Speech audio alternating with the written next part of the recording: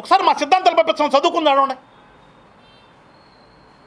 కులాలు మతాలు ప్రస్తావన లేని రాజకీయాలు చేద్దామని చెప్పి ఒక పక్కన మేము చెప్తూ ఉంటే మాట్లాడితే కులం, మాట్లాడితే శవాలు.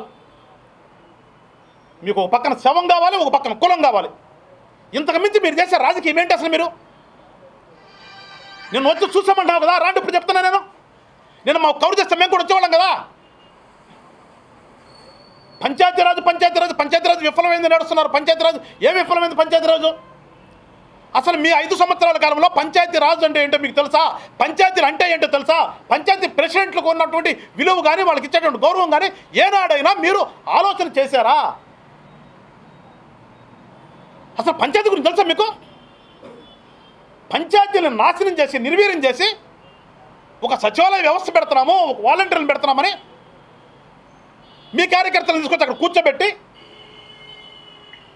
మీరు డబ్బులు దండుకోవడానికి కొత్త బిల్డింగులు కట్టి, ఇవంతా కూడా ఏంది? మీ క్విట్ బ్రోకరే కదా. ప్రభుత్వంలో ఉన్నటువంటి సంపదనంతా తీసుకొచ్చి రూములు అన్నావు, వాలంటీర్లు అన్నావు, సచివాలయాలు అన్నావు. ఈ పంచాయతీలో ఉన్నటువంటి ట్యాంకులన్నిటికి కూడా ఏదో మేము కొత్తగా ఇచ్చేస్తున్నామని చెప్పి అన్నిటికీ రంగులేసావు. నీ కలర్లు సిగ్గు అనిపించట్లా? ఇప్పటికప్పుడు చూసుకో. ఇప్పుడు కూడా కొన్ని సార్లు ఉన్నాయి మీరు వేసుకున్న కలర్లు. పంచాయతీలో మీరు కలర్లు వేసుకోవడం చెప్తే పంచాయతీలో ఉన్నటువంటి వాటర్ ట్యాంక్కి ఏదో చెప్తున్నాను అప్పలరాజు గారు, మీరు వచ్చిన తర్వాత 40,000 కొత్త కలెక్షన్లు ఇచ్చావా? ఏమాత్రమైన నీకు అసలు అవగాహన ఉందా దాని గురించి? జలజీవన్ మిషన్లో గతంలో మీరు నాశనం చేస్తే వచ్చినటువంటి ఫండ్ అంతా కూడా నిర్వీర్యం అయిపోయింది కదా, తెలీదా నీకు? ఆ జలజీవన్ మిషన్ కింద ఏ రకంగా పాలసీ ఉంటుందో, ఏ రకంగా విధి విధానాలు ఉంటాయో నీకు తెలుసా అసలు? మీకు నీ దగ్గర నుంచి మొదలు పెడితే మీ ముఖ్యమంత్రి దాకా తెలుసా మీకేమన్నా? ఊరికి ఏదో డబ్బులు వచ్చేస్తాయని చెప్పి ఒక కాంట్రాక్ట్ కోసం సృష్టించుకుని అక్కడొక టాప్ బిగిచ్చేసి అది సిస్టమ్ కాదని చెప్పి తెలిసిన తర్వాత నిర్వీర్యం అయిపోతే ఎంత డబ్బు నాశనం చేసావు నువ్వు? పూర్తిగా జలజీవన మిషన్లో నదుల నుంచి, కాలువల నుంచి, ట్యాంకుల నుంచే వాటర్ తీసుకోవాలి, బోర్లు వేయకూడదు. ఇంకిత జ్ఞానం నీకు ఉంది అసలు? మీరు బిల్లులు చేసుకోవడం కోసం అక్కడొక బోర్ వేసి ఏదో ట్యాపులు ఇచ్చేసేసి మేము అది ఇచ్చేసామని చెప్పేసి పైన రంగులు వేసుకుని ఎక్కడన్నా ఒక్కసారి నీళ్ళు వచ్చినాయా? నువ్వు వచ్చి ఇవాళ మమ్మల్ని క్రిటిసైజ్ చేస్తావా? నీకు ఏమైనా సిస్టమ్ తెలియచ్చు అసలు? నీకు ఏం తెలుసు? నువ్వు వచ్చి పుత్రకపాలన మాట్లాడుతున్నావు. నువ్వు ఒకటే ఒక్క పదంతో మీరు వచ్చారు, కుల వివక్ష అక్కడ వేరు చేయాలి.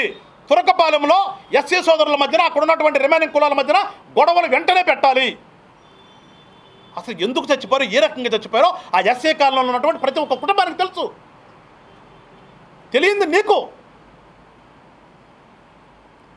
వాళ్ళు దీర్ఘకాలికంగా ఉన్నటువంటి వ్యాధుల వల్ల చనిపోయారు అనే విషయం ప్రతి ఒక్కరికి తెలుసు కుటుంబంలో. ఇవాళ ఒక మనిషిని పట్టుకుని ఒక హాస్పిటల్ తీసుకుపోతే వాళ్ళకి టెస్టులు చేసి ఏదో ఒక జబ్బు ఉందని చెప్పేటటువంటి పరిస్థితులు ఇవాళ ఉన్నాయి. ఆ పరిస్థితులు ఒకసారిగా చచ్చిపోయారని మేము ప్రభుత్వం తరఫున స్పందించి వెంటనే ఏంటని ఎంక్వైరీ చేస్తే అక్కడ ఏదో బ్యాక్టీరియా వచ్చింది. అసలు సహజం కదా, నువ్వు మేధావులు కదా మీరిద్దరు. బ్యాక్టీరియా అనేది సహజంగా ఉండేటటువంటి గుణం ఉన్నది కదా. ఇక్కడ కూడా ఆ బ్యాక్టీరియా ఎక్కడి నుంచి వచ్చింది? బోరు వాటర్లో వచ్చింది. మిస్టర్ సీదిల అప్పలరాజు అండి జగన్మోహన్ గారు, మీరిద్దరు కూడా ఒకసారి వెళ్ళి కూర్చోండి. అక్కడికి వెళ్ళి, ఇద్దరు డాక్టర్లు కదా. అది వచ్చింది గుంట్లో నీళ్ళలో కాదు, అక్కడ ఉన్నటువంటి బోరు వాటర్లోనే వచ్చి కనిపించింది.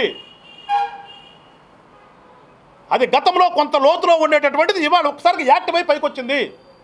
కానీ దానివల్లే మరణాలు జరగలేదు. జరిగిన మరణాలన్నీ కూడా గతం నుంచి వాళ్ళకు ఉన్నటువంటి జబ్బుల ద్వారా.